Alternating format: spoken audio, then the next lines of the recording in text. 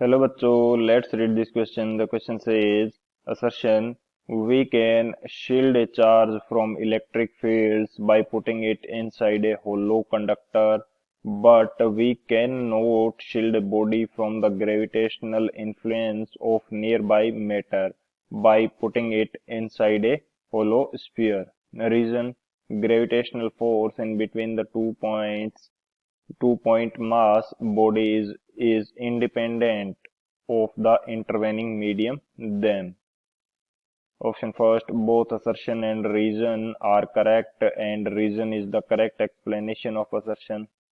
Option second, both assertion and reason are correct but reason is not the correct explanation of assertion. Option third, assertion is correct but reason is incorrect. Option fourth, assertion is incorrect but reason is correct. तो इस question के अंदर basically हमसे क्या बोला गया है कि हम कोई भी चार्ज को जो एक्सटर्नल इलेक्ट्रिकल फील्ड है उससे शील्ड कर सकते हैं इसको होलो कंडक्टर के अंदर रख के, लेकिन ग्रेविटेशनल फील्ड से हम इसको शील्ड नहीं कर सकते, क्योंकि इसके पीछे का रीजन हमें क्या दिया है कि दो जो मास बॉडीज है उनके बीच का ग्रेविटेशनल फील्ड वो मीडियम पे डिपेंड नहीं करता। तो बात करते हैं की कंसेप्ट की यदि बात की जाए तो फर्स्ट की कंसेप्ट के अंदर हम लोग ये डिस्कस कर लेते हैं कि यदि कोई होलो कंडक्टर है हमारे पास तो उसके ऊपर जो चार्ज रहेगा वो on the surface of the conductor रहेगा, वॉल्यूम के अंदर इनसाइड द कंडक्टर ये हमारे पास कोई चार्ज नहीं होगा। In a hollow conductor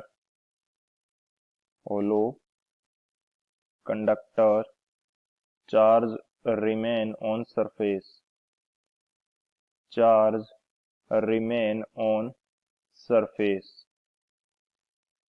there is no charge inside the conductor.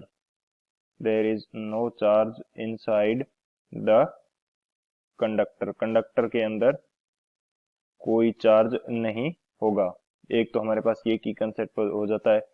इसी तरह से बात करते हैं सेकंड की कंसेप्ट के अंदर हम लोग डिस्कस कर लेते हैं कि हमारे पास दो मास बॉडीज हैं जिनका मास है m1 एंड m2 एंड दोनों के बीच की जो डिस्टेंस है ये हमारे पास है d।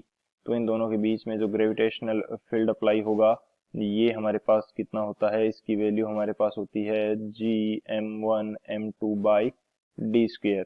g is the universal gravitational constant, m1 and m2 is the mass of the particles and d is the distance between the particles। तो ये हमारे पास रहेगा ग्रेविटेशनल फोर्स। तो ये तो हमारे पास हो गया, दो की कंसेप्ट हो गए। बात करते हैं सॉल्यूशन की यदि बात की जाए तो हमें असर्शन के अंदर दे रखा है कि हम किसी चार्ज को प्रोटेक्ट कर सकते हैं एक्सटर्नल फील्ड से। मैं यहाँ पे एक होलो स्फीयर ले लेता हूँ।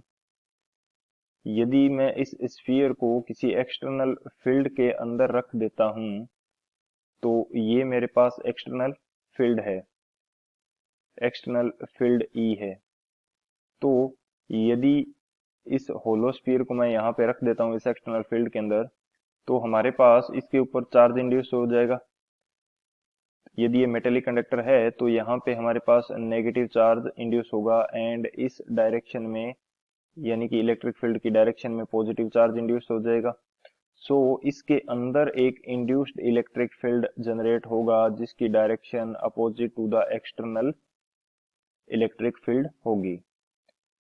तो ये हमारे पास क्या है, ई इंड्यूस्ड है, इसको मैं ई इंड्यूस्ड को आई एन से शो कर देता हूं।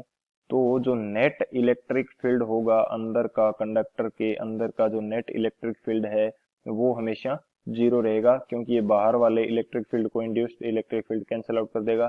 सो यहाँ पे नेट इलेक्ट्रिक फील्ड रहेगा जीरो एंड हम कोई भी चार्ज को इसके अंदर रख के शील्ड कर सकते हैं। लेकिन ग्रेविटेशनल फील्ड के अंदर ऐसा नहीं होता।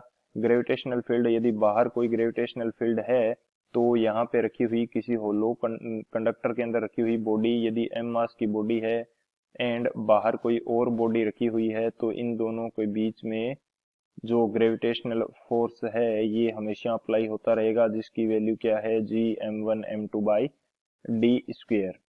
ये इनके बीच में आने वाली कोई भी जो अदर बॉडी है इससे इफेक्ट नहीं होगा। सो हमारा जो असर्शन है ये तो करेक्ट हो जाता है।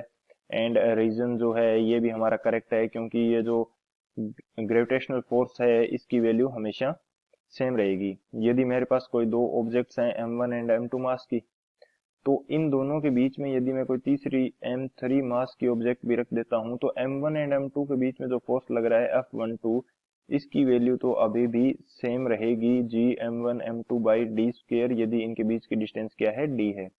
तो ये तो अभी भी हमारे पास सेम रहेगी। इसका m3 के कारण इन दोनों के जो म्यूचुअल इंटरेक्शन है इनके ऊपर कोई इफेक्ट नहीं होगा। सो हमारा रीजन भी करेक्ट है। सो एंड ये जो रीजन है ये हमारा करेक्ट एक्सप्लेनेशन है इस असर्शन के लिए, क्योंकि इसी कारण से हम ग्रेविटेशनल फील्ड से जो मास है उसको कंजर्व नहीं कर सकते। सो बात करते हैं ऑप्शन की, कौन सा ऑप्शन करेक्ट हो जाएगा। हमारा असर्शन भी करेक्ट है, रीजन भी करेक्ट है, एंड रीजन जो है करेक्ट एक्सप्लेनेशन है असर्शन के लिए। सो जो ऑप्शन ए है ये हमारा करेक्ट हो जाएगा। So option A is the final answer. I hope you understood it well. Best of luck. Thank you.